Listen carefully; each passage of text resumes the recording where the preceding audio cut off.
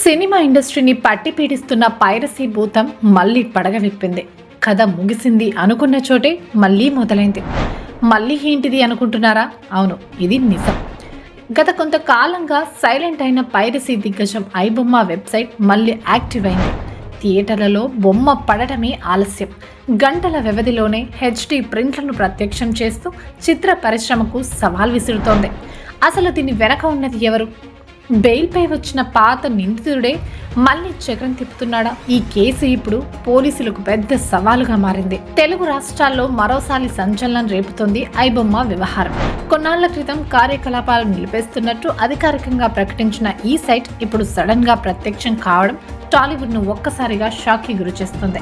గతంలో ఈ వెబ్సైట్ నిర్వహణలో కీలక పాత్ర పోషించిన ఇమ్మడి రవిని పోలీసులు అరెస్ట్ చేసిన సంగతి తెలిసిందే. అతని అరెస్టుతో ఈ పైరసీ నెట్వర్క్ కుప్పకూలిందని అంతా భావించారు.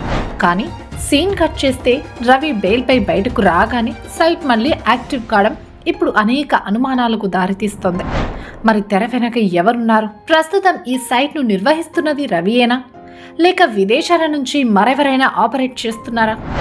పోలీసుల నిఘా ఉన్న సైబర్ క్రైమ్ పోలీసులు ఇంత కఠినంగా వ్యవహరిస్తున్న డొమైన్లను మారుస్తూ ఐబొమ్మ ఎలా సర్వైవ్ అవుతోంది? కోట్లాది రూపాయల బడ్జెట్తో నిర్మించిన సినిమాలు విడుదలైన గంటల్లోని పైరసీకి గురవుతుండడంతో నిర్మాతలు తలలు పట్టుకుంటున్నారు.